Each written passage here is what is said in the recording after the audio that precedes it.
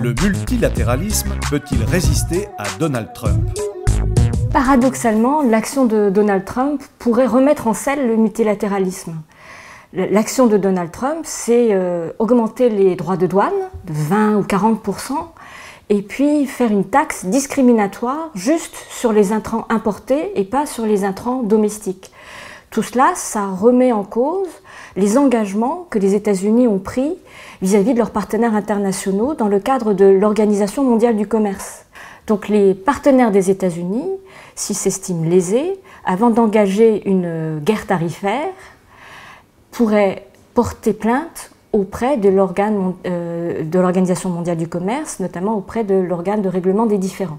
Donc c'est une voie longue, fragile et pédestre, mais c'est le rempart du droit international contre des mesures unilatérales. C'est un rempart qui a marché dans le temps. Les États-Unis ont déjà été sanctionnés pour des mesures unilatérales prises dans les années 80.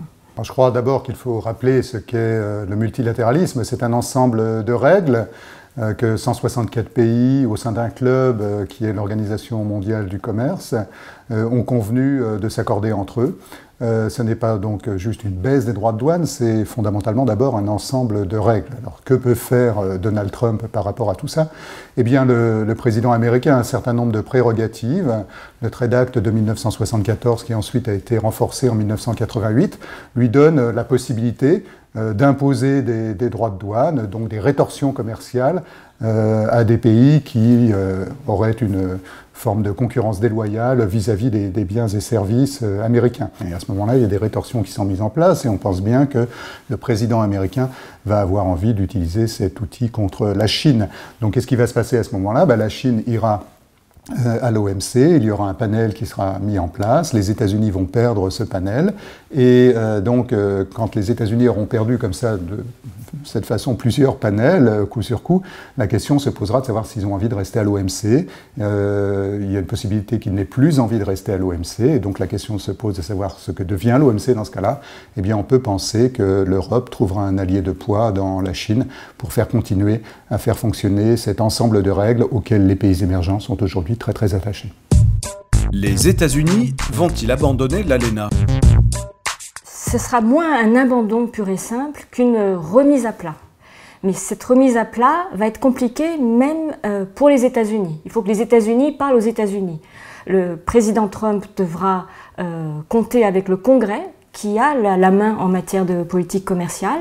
Et le Congrès, c'est tout aussi bien des districts qui ont vu des emplois délocalisés au Mexique, mais aussi des districts avec des exportateurs ou avec l'agriculture qui emploie des Mexicains, et aussi ces districts comportant des industries qui travaillent main dans la main avec les Mexicains parce qu'ils sont plongés dans cette production de part et d'autre de la frontière, les chaînes de valeur internationales. En plus, l'ALENA, c'est pas seulement l'accord commercial, il y a le contexte général de lutte contre la drogue et de lutte contre l'immigration, pas seulement mexicaine, mais aussi de l'Amérique centrale et latine. Mais face à ces intérêts multiples américains, Canada et Mexique viennent aussi en rang séparé, puisque pour l'instant, ils ne font pas du tout front commun. Donc ce qu'on risque d'avoir à la fin, ce n'est pas un accord régional, mais deux accords séparés. L'ALENA, c'est quelque chose qui a toujours été dans le débat politique depuis les années 90, très très important aux États-Unis. On se rappelle de Ross Perot, donc candidat en 1992, qui entendait le bruit horrible de la déglutition des emplois américains par le Mexique à cause des délocalisations. On sait que finalement c'est Clinton qui avait été élu et qui a signé cet accord entre le Canada, les États-Unis et le Mexique qui a pris effet en 1994. Et donc il y a une crainte du côté de Donald Trump et de ses équipes que le Mexique soit en fait le vecteur de la désindustrialisation américaine. Ce dont ne veut pas Trump, c'est d'une économie sans usine. Il est une forme de représentant de la vieille économie américaine, et donc le fait que l'économie américaine prospère sur la base d'Internet, de nouveaux acteurs que l'on connaît bien, eh bien ça ne l'intéresse pas. Au fond, ce qui l'intéresse, ce sont des usines avec des cheminées qui fument. C'est ça qu'il veut restaurer. Donc, est-ce que Trump peut faire sortir les États-Unis de l'ALENA? La réponse est oui. Il y a quand même des contre-pouvoirs aux États-Unis. Il faut d'abord que ça passe au Congrès, bien sûr. Mais surtout, il y a des lobbies qui s'organisent. Et puis, les entreprises multinationales américaines elles-mêmes se sont organisées de façon globale, de façon régionale, avec tout un ensemble d'usines de l'autre côté de la frontière, au Mexique. Et pour elles, il est à peu près exclu de rapatrier tout ça aux États-Unis. L'avenir appartient-il aux accords commerciaux bilatéraux? Un accord commercial bilatéral avec les États-Unis, c'est un peu le pot de terre contre le pot de fer. Et je crois que le Royaume-Uni va bientôt s'en rendre compte. Face à ces menaces d'accords bilatéraux, je pense que une voie plus intéressante, c'est la voie régionale, de bloc à bloc ou d'égal à égal. Et sur ce plan-là, l'Union européenne a vraiment une carte à jouer. Et une carte très belle qui serait, elle est en position de pouvoir influer sur les règles du commerce international au XXIe siècle. Quelles seront les règles et les réglementations qui seront appliquées aux biens actuellement en cours d'échange, mais aussi aux nouveaux produits? Est-ce qu'on peut instaurer un tribunal d'arbitrage des conflits entre investisseurs, mais où seront aussi appelés les ONG qui auraient droit de saisine, avec des juges permanents et indépendants et des audiences publiques? L'Union européenne est en position de proposer ce genre de règles. Ces ingrédients, c'est ce qu'il y a dans l'accord avec le Canada, le CETA, dont on a beaucoup parlé en mal et que j'aimerais défendre sur ce point de vue-là, et même aussi sur un autre point dont on a peu parlé, qui est que les Canadiens, eux, ont impliqué dès le début dans la négociation, non seulement les provinces, mais aussi les municipalités. Donc dans les accords, quand ils étaient ensemble dans leur salle de négociation, ils étaient 100. Ils venaient à 100 pour essayer de discuter et de chercher le meilleur intérêt, aussi pour la société civile. Les accords commerciaux bilatéraux, c'est une forme réduite de ce dont on a parlé tout à l'heure. Il ne s'agit pas du tout de multilatéralisme, il s'agit de deux pays qui signent entre eux.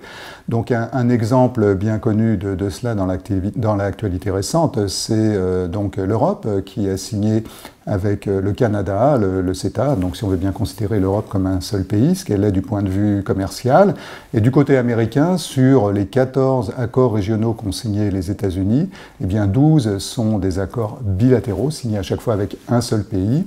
Les deux exceptions sont l'ALENA, dont on a déjà parlé, et un accord avec l'Amérique centrale. Et quand on regarde les pays avec lesquels les États-Unis signent de façon bilatérale, on comprend bien à chaque fois que la dimension politique est primordiale, que la dimension économique est en réalité assez marginale dans ces accords. J'en donne quelques exemples. Avec le Pérou, avec Oman, avec la Jordanie, avec le Maroc. Et donc à chaque fois, c'est l'accord des États-Unis avec l'un de ces pays et pas plusieurs.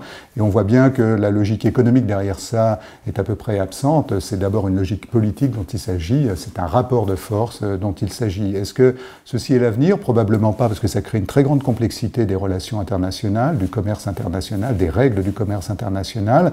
Et donc l'avenir appartient plutôt à des grands accords régionaux en de très nombreux pays. L'exemple type de cela est l'accord qui aujourd'hui est poussé par la Chine, qui s'appelle l'ARCEP, et qui regroupe, outre la Chine, donc 10 pays de l'Asie du Sud-Est asiatique, plus le Japon, plus la Corée, plus l'Inde, l'Australie et la Nouvelle-Zélande. C'est tout à fait considérable. Quand cet accord va se mettre en place, ça sera un accord majeur du commerce international et ça va attirer les entreprises, les talents. C'est donc cela qu'il faut faire aujourd'hui.